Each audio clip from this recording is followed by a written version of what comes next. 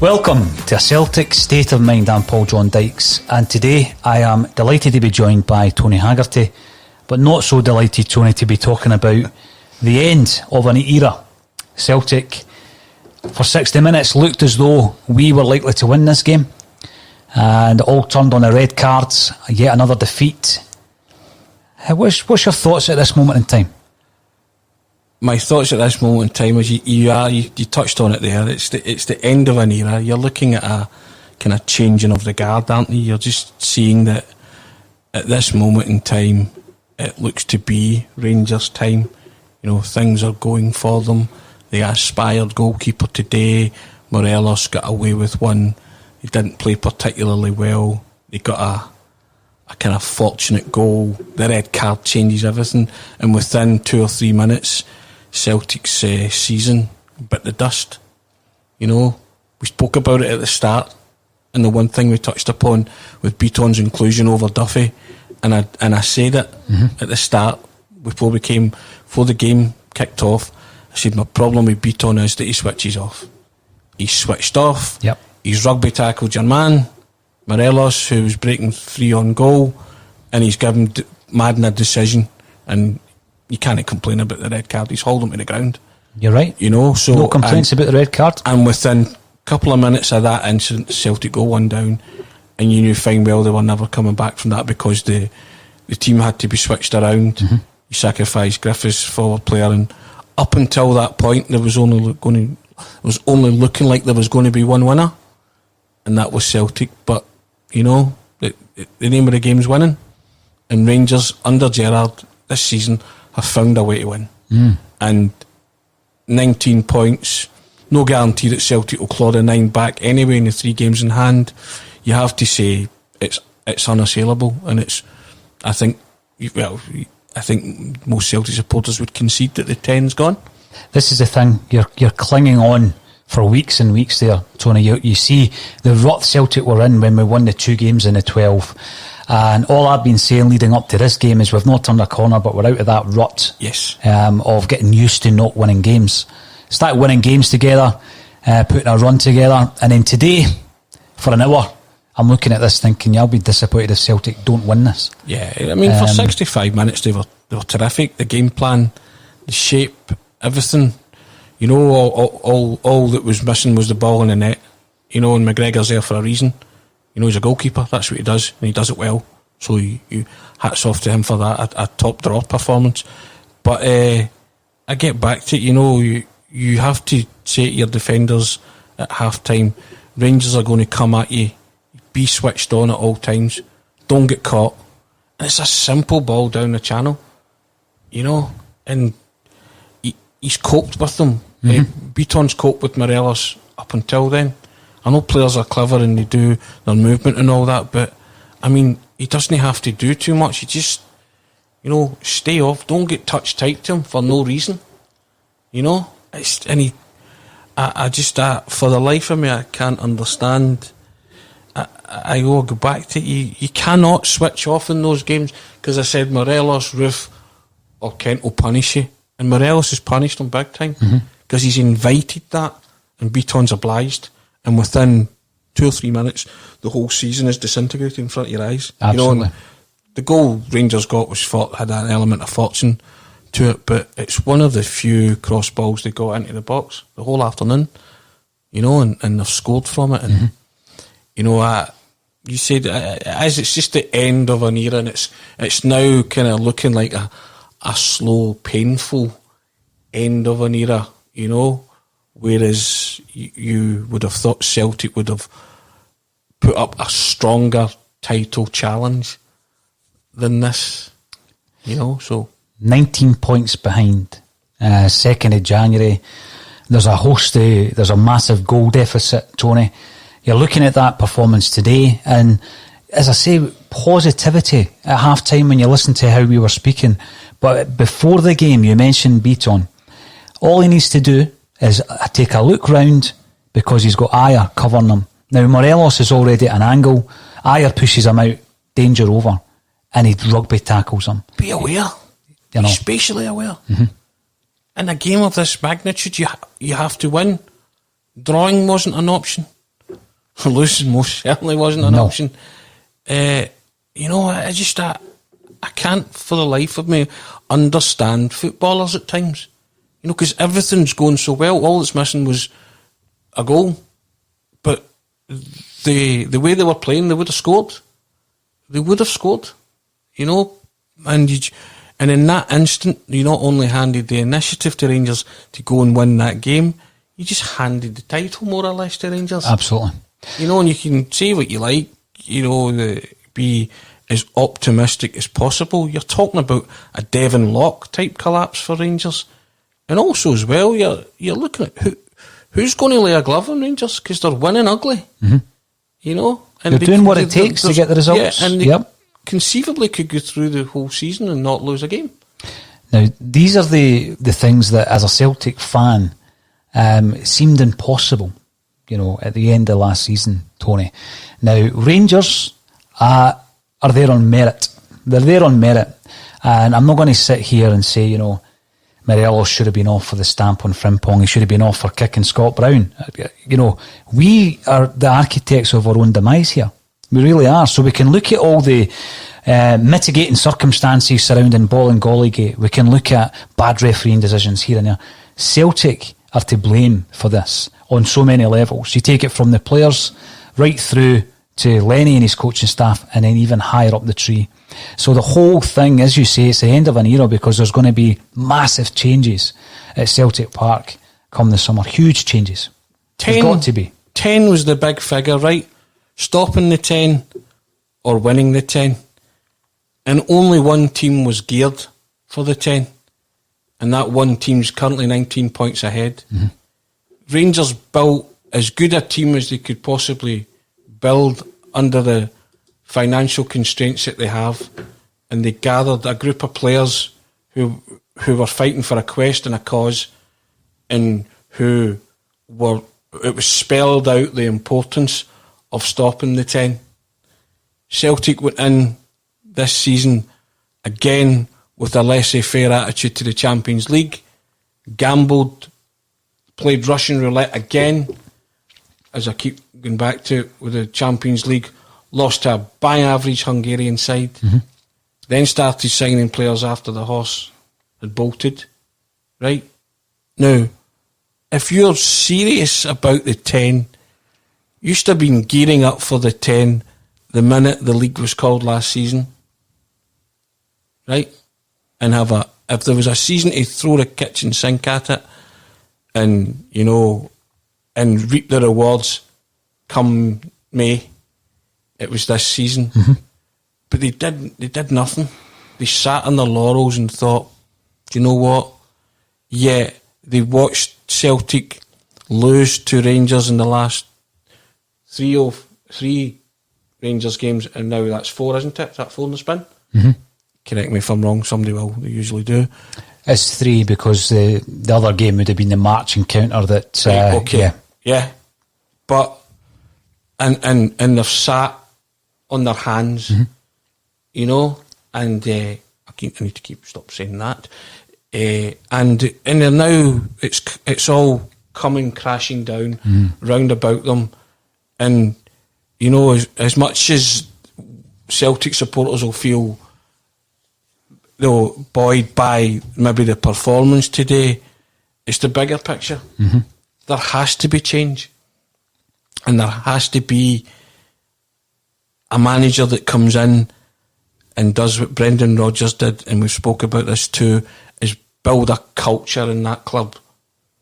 Doesn't have to be somebody who has an affinity with the club or has been at the club before. Just needs to come in and really clear it out, as you say, major change and build a culture again to obviously they're going to have to try and wrestle the title back of Rangers because they ain't going to do that this season, and no manager wants to come in at this moment in time because it's a forlorn hope and task.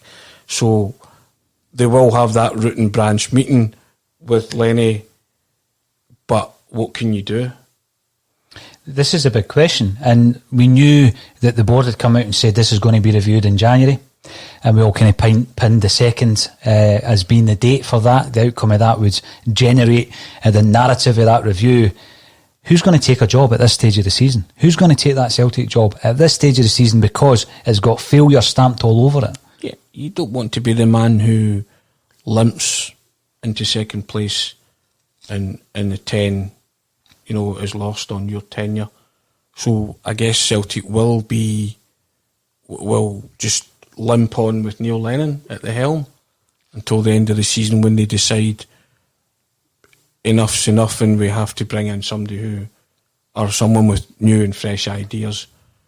I just the performance, up in 65 minutes they played really, really well, and it's disappointing, but it's disappointing the way it's just kind of unravelled in the space of a few minutes, and everything kind of come crashing down the way it has.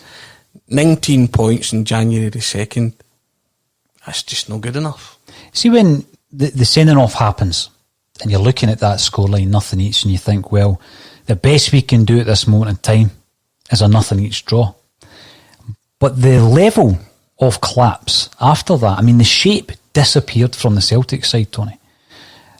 Would you expect such a level of collapse? And this is where, I criticise Neil Lennon regularly this season, and those above him at the club. But sometimes, looking at the players also today, there was a real collapse. The shape disappeared. This is a Rangers side that didn't threaten for the entire game up to that point. Yep. And then you just knew it was a matter of time before they made the breakthrough. How worrying is that? You've just touched upon it there. That the big worry is that within 5 minutes your season unravelled. Mm-hmm. You go down to 10 men, and the least you have to take from the game's a 0-0, right? Or that's certainly your thinking. Or if we can get a high ball set piece aimed at your taller players, maybe snatch it. But if you're talking about, okay, they lose a man, let's adapt to changing circumstance. If all else fails, we get a 0-0, and they couldn't do that. So 62 minutes, so we're watching the screen here, the red card, and they were one down within 3 minutes, 65 minutes. Mm-hmm.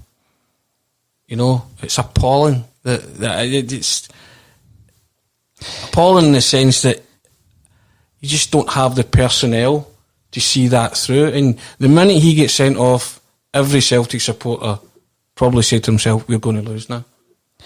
See, the thing here, I'm just looking at some of the points coming through. There's no conspiracy. There's absolutely no conspiracy. This is the fault of the player who gave the referee decision to make. I think he made the right decision. I actually don't see any argument with this. But see when he comes down here, see when you see Morelos hitting the deck from the stand side angle, right? Ayer is already up in these gears. Yes. And he's making his way over to that situation. Beaton is so poor at that stage. The decision making is dreadful by Beaton. How can anybody say that's a conspiracy? It's just a dreadful lapse in concentration, which we spoke about at the start. Yep. He just switched off. He's rugby tackled a guy to the deck who's running through and goal. Your eyes tell you that. There's no conspiracy. That's a straightforward red card as you're going to see. Yes. You can argue the toss about the Morelos one, as you said, and we've both said it should be a red card. Okay, that's fair enough, but up until that point, Celtic were comfortable in the game. Well, 70 minutes, so within 8 minutes, the season unravelled, yeah. This is the problem again, and I've used this example so many times. When Simunovic gets sent off at Ibrox and we're able to regroup and reshape and deal with that challenge, I had no belief that we were going to do that. No belief today. Yeah, you had the personnel to cope with that back then, didn't you? And you'd faith in the manager to make the right tactical adjustments, which he did, because he brought on a striker, didn't he? He brought on Edouard, and he knew fine well that if Edouard and Dembele could get one move going, very good chance of scoring, which is what happened. Because that 3-2 game, what makes Edouard's goal that day is the pass from Dembele. Yes. It's the first time ball through, and Edouard does what he did with the ball at his feet. And, but you had no confidence in that team coming back into that game or winning that game with 10 men. And history tells you that Celtic have won many a game with 10 men. They've won league titles with 10 men in the past. But everything about this season, from the top to the bottom, the managers, players, you just knew that they were not going to win that game with 10 men today. Quite a few comments coming through in relation to Chris Ayer's performance. It's difficult to pull positives because of the disappointment of that result and the ramifications of it, Tony, as much as the fact that we've just been beaten 1-0 at Ibrox. It's the ramifications of the season, of the 10 in a row, which is gone. And I would challenge anyone to argue the toss on that. That's gone. And we've seen it disappear in front of our eyes. And there was plenty of calls earlier on, much earlier on, for change to be made. And we've sat on it, and I say we as a club, and we've allowed it to happen. Yeah. And it has unravelled because we knew the challenge was there and they were building momentum. Now, the biggest thing about today, had we won the game, and at half-time it looked likely, as we said, is that the momentum, the shift, the pendulum comes in our direction. Rangers then go into games against Aberdeen, Motherwell, Hibs, Ross County. I wouldn't have thought they would win all those 4 games. After today, they probably will. Yeah. And the big issue for me now is, after today, what's the response going to be from Celtic? What's the response going to be from those in charge who are doing this review? You reckon they're just going to leave it as is, maintain a status quo to the end of the season? I wouldn't bet against it. We've already been told that it's unlikely we're going to do any January transfer business. We've brought on Shane Duffy today, forced to bring him on, and he looks as poor as he ever has done. And could have walked. He could have walked. He's cumbersome. His passing is non-existent. At one point, he's playing centre forward. I says to you, we're in Peter Schmeichel going up for corner territory here. This is desperate. The shape disappeared. You have to look at it, and we've said the end of an era and the unravelling, but it's close to shambolic as it gets. It is. You will limp on in the next few games and try and win your 3 in hand and reduce it to 10. Yeah, no guarantee they'll win those 3 games in hand, because I just think the players will be shocked because they actually played pretty well. Yeah. And also it's just so deflating for everybody involved. But going back to your point, this has been allowed to happen. In the season that it was supposed to be a celebration, making history, for all the right reasons, achieving something that's never been achieved before, and they're out of it by January the 2nd. You spoke before, you shot yourself in both feet, because you never gave yourself the opportunity to go and compete when your main rival was tooling up and saying, we're coming for you. Yeah. We're coming for you. And they've been saying it for a few seasons, but they kept saying it, we're coming for you, we're coming for you, until they got it right. And the season of all seasons, they seem to have got it right. Because you're not hauling that back. I don't care what anybody says. No chance. Not those players. You know, that's as well as they could have played today for 65 minutes. And then the last 25 minutes, you know, you're 10 men, you're up against it. And there was an air of inevitability about it. There was. There certainly was. As soon as your man gets sent off. Mm-hmm. Whereas you contrast that with the 3-2 game, you were very much in that fighting, still saying, we can win this. You never had any feeling after Beaton walked, thought Celtic could go and win that today. And that's been allowed to happen. You know, from the top, through to the manager, to the players themselves. You know, we've spoken about it so often. And who is going to want to take that over mid-season? Or, you know, and what players are going to want to come in to the club in January, if at all. Well, you're buying damaged goods in January, if anything. If anything, right? So you're going to just that malaise that's set in is now going to fester until May, until you turn round and you either part company with the manager and try and recruit someone of repute, which if Peter Law was to be believed, then he had lots of CVs. So go and do your due diligence and get the best man for the job. Gary Murphy, there won't be changes until the end of the season. I agree with that, because I feel that there has been there's been an arrogance. There's been an arrogance set in at the top end of our club, whereby they're watching this unravel. We were shouting about it on this podcast since September, October, and were heavily criticised, but that comes with the territory, so that's fair enough. But everybody, there's a huge amount of people out there who could see this happening. They could see it unravelling. It's not about the 90 minutes today. No. That was just Celtic's season in a nutshell today, right?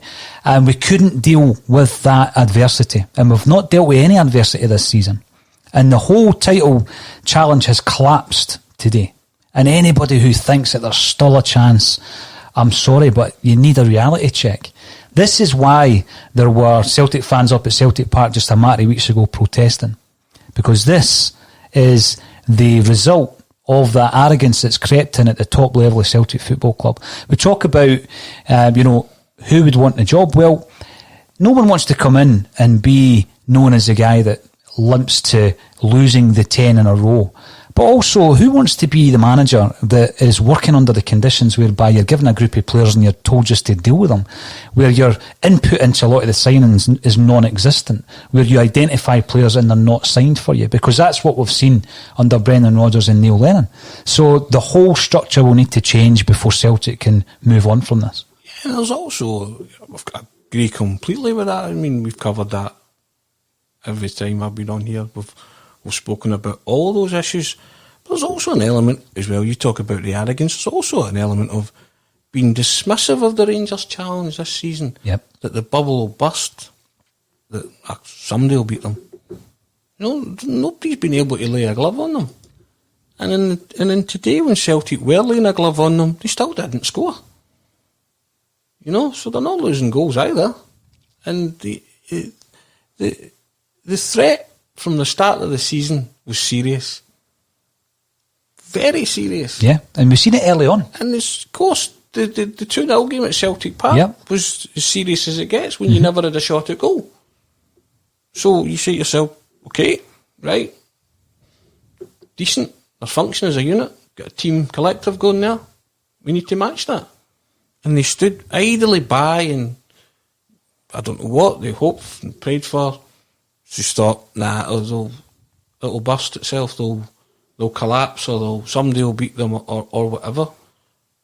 Celtic are their main challengers. I mean, it's up to them to go and beat them. You know what I mean? So Rangers haven't played well today. They've still won. They're still 19 points ahead, and everything that you said, that interference from managers and players and from the top, and that arrogance. I think a lot of people thought that when they did the 9 and 10 would be a formality. And it's came home to roost and bite them, and it's biting them in the worst possible way. 19 points behind Rangers. January the 2nd. And they're galvanised by that today. Of course they are. You know, going into this run of so-called difficult fixtures. See, they'll probably reel off 4 victories in a spin. Yeah. Because that's what winning does. Breeds confidence. And now they'll know that. Do you know what? You look at the fixtures, you can count down how many victories they'll need to win the title. I don't know how many it is off the top of my head, 'cause I don't have the stats in front of me, but you can actually start counting down, and Rangers will be doing that. They'll be knocking them down like Skittles now, one at a time. You know, 1 victory, 2 victories, 3.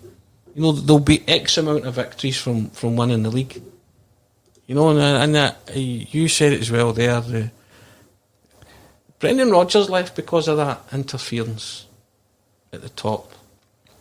You know, so any manager coming in has to get a free rein. Mm-hmm. Has to be given control of the football side of the operation. He has to, because no manager will touch it with a barge pole. And we've spoken about that, but they have to go, and if they want to be serious and get a serious managerial heavyweight, then they're going to have to say there's autonomy in football matters, team selection, player selection. You know, we'll back you to the hilt. Because that serious, as you say, a serious culture has to change at the football club. Because they've allowed that, you called it arrogance, possibly, just falling asleep at the wheel. Oh, yeah. From a position of total and utter dominance and strength. You know the thing, right? You mentioned the first game. The signs were all there. The undermining of the manager, the leaking of the teams, ball and golly thinking that it was acceptable to do what he did. Everything else that was happening around about that time.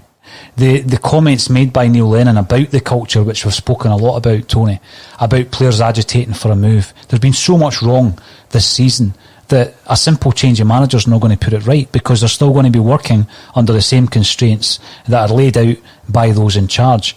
Now, the big thing, again, looking at Brendan Rodgers' time coming into the club, what then happens is that creates a whole new set of problems, because Brendan, or a manager like Brendan Rodgers who wants autonomy on football matters, won't work well with Peter Lawwell.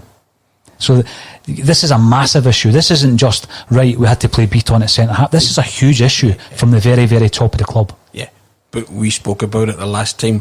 What happens when you give managers full autonomy? Hey, they become the most successful managers in the history of the club. Yeah. They win things. They dominate. They create wee football dynasties for a period of time. You know? And Celtic, there is no reason why Celtic should not have been able to win 10 in a row. No reason whatsoever. And the fans have been shouting about it from like 5, 6. Forgetting that they had to win 7, 8, 9 and 10. But what a missed opportunity in history. Huge. You know, and it's... You look back on it and it's a sore one. It'll hurt for a long, long time.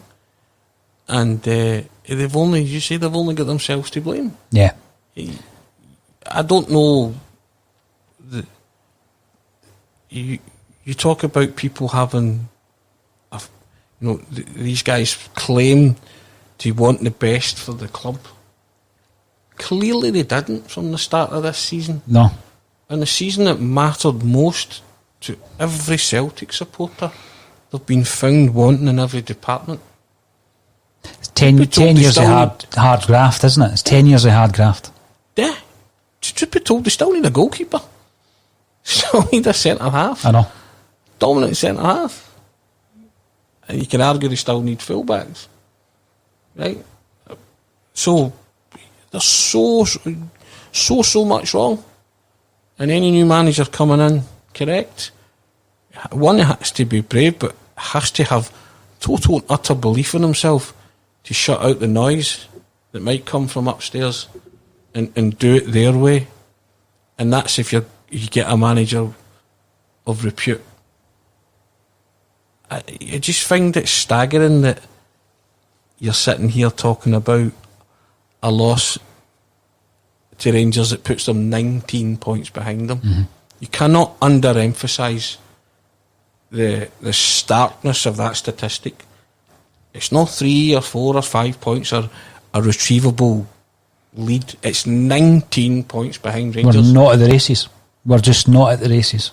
And the performance for 65 minutes masked a wee bit. Had Celtic won, there would have been doubt creeping in, and they would have breathed fire into the title aspirations, but they would have still had to win those 3 games to bring it down to 4 by winning all the other games as well. Yep. So, but winning was everything today for those building blocks and for those things to happen. Losing was not in the equation, and certainly losing in the fashion and manner which they did in the end up was just it beggars belief. It really does. You know the big thing, Tony, right? And again, I try not to get too hung up on what's happening elsewhere, but Rangers have gambled massively. They've gambled massively on stopping Celtic from winning this 10, but that gamble's just about to pay off. Now, Lee Jones makes a point on Twitter, the board staked the 10 on Lenny. Now there's a gamble. It's failed miserably and spectacularly, but when you look at those people who are in high power position at football clubs the size of Celtic, you make your decision, and it's good management at times to have that loyalty, right? And if we win as we did last season, you're held that it's the right decision. But when it starts going wrong, there's also a decision to be made. Yeah, so at that level, you've got to be able to take that risk, and they've failed. Got to react to changing circumstances. Yes. But I said the last time I was on, Lenny was brought in to steer them over the line for the 9. Yeah? Absolutely. Yeah. He was brought in to do that, and he secured the treble, and that's when Lenny should have parted company with the club. Thanks very much. You took the job at short notice. You guided us over the line. Brilliant. And then another culture should have started. Anything after Brendan Rodgers was going to be a bit of a downgrade. I get that. But you should still have been planning for the 10. With someone else, possibly. But sentiment got the better of them. Gambled on Lenny. Do you gamble on 10 in a row? Do you take a gamble on 10 in a row? You insure 10 in a row and see people with the business acumen and the brains that are supposed to operate your football club. I mean, if we can see that, I'm not a number cruncher. I don't make big financial decisions. But, I know what's happening at the football club. I can see it unravelling. I can see it unfolding. Ferencváros, Aberdeen, 2 in 12. They won 2 games in 12. You get sacked at junior level, amateur level for a record like that. And they sat there and they watched Rome burning in front of them and decided, we'll stick with it. Because they had no plan B. No. Because they gambled, as your man said, the guy that's written in there, they gambled on Lenny, making it fine. On the season that mattered, the biggest season since 67. And that's no exaggeration. Or maybe 75 when they were going for 10 originally back then. Yeah? So it definitely is, aye. But to Celtic supporters, this is the one that mattered. And you'd manoeuvred yourself into a position in Scottish football where you were dominant kingpins, lording it, living at large, that you just thought, do you know what? We don't need to do too much because we'll win it anyway. You pay attention to what your rivals are doing. If you don't like to look too much about, but you pay attention. You be aware. They were tooling up. They were bringing in players. Some you might not have heard of, but others bringing in players that could do a job in Scottish football. Well, turns out, he's better than I thought. Hadn't heard of him. It's no surprise, is it? Once you get that kind of nub of a scouting network going, brought in a couple of British players as well. Yep. Understand the culture of Rangers. That Gerrard bought into him. Steven Gerrard's a big name in world football. Like it or lump it, he's a big name. Brendan Rodgers was a big name in world football. Respect. They command it. No, so that culture that he's took a wee while to build at Ibrox, Steven Gerrard, it's now happening. You can now see it. Yeah. The guys know what they're doing. For all they were ranked rotten the day, Rangers, for lots of that game, but their goalkeeper performed. That's his job. Their defenders didn't concede a goal. That's their job. Gave up chances, but he still had faith in the guy, the number one, who at 38 was flinging himself about like a teenager, because it matters that much to him. You know, when you look at the performance today, and over the last 6 games and the introduction of Sorrell and Turnbull and that air of positivity returning to discussions like this, if we have won leagues, you never look back on a game that you just edged 1-0. You never look back at a game where Julienne scores at New Douglas Park and you think, 1-0 against Hamilton, because that is what you class, if you're on top of the league, as championship winning form. So there's no caveat to today's game at the end of the season which said, but Celtic played okay for 60 minutes. No. It means nothing. Yeah. It means nothing, because in a game like today, the only thing that means anything is that final score. And they have got over the line, and they'll do it by any means. And if that means Morelos stamps on one of your best players 2 minutes into the game, that's what they'll do. They'll do anything in their power to stop Celtic from winning the 10. Now, Chris Moore asks an interesting question. Is Peter Lawwell still going to come onto the Bulletin for an interview? I would love for that to happen. The offer is there. There's a bounty for charity should he do it. And we have been given an update and a response by the club to say that we will review it in January. So obviously that's a stock answer on our drop-down menu, which we have been given. How will the review go with the manager? Someone else asks me here, will Neil Lennon walk? I think the answer to that question is no, he won't. I don't think Neil Lennon will walk. It would need to be a decision made by the board. Lenny's just about to be interviewed on Sky Sports, and we are coming to the end of our bulletin, which was enjoyable pre-match and at half-time. Not so much afterwards, but always enjoyable to catch up with Anthony Haggerty, and hopefully we can do it again throughout 2021. Thank you for everybody for getting involved. We'll see you again on Monday at 12:30 on A Celtic State of Mind.